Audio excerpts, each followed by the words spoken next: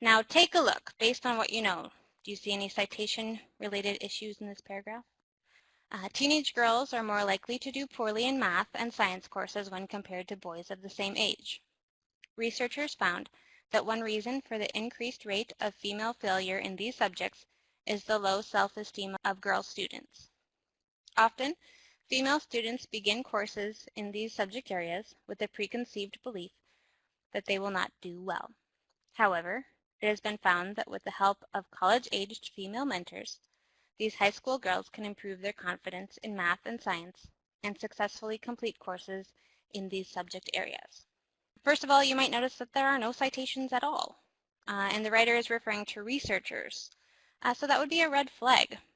Here are some of the questions or issues that you might have noticed. Who are the researchers the writer refers to in her paragraph? Is it her opinion that the researchers found this information about the increased rate of female failure? As the reader, I'm thinking that she likely found this information in a research study, but she didn't indicate which study.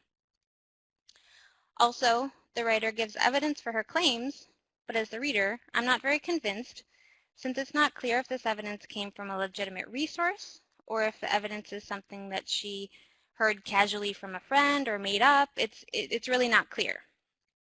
In this case, if the writer used resources such as articles or books to provide content for this paragraph, or it appears that she probably did and did not cite the sources, so this is plagiarism.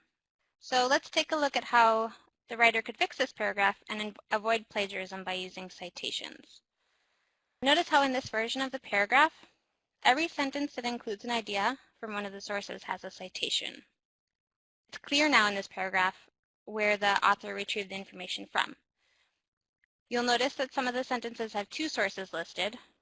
For example, the first sentence states that teenage girls are more likely to do poorly in math and science courses when compared to boys of the same age, and it includes a citation both Rees as well as Ziegler and Marx. So from the citation we can imply that both Rees and Ziegler and Marx agreed on and wrote about this idea.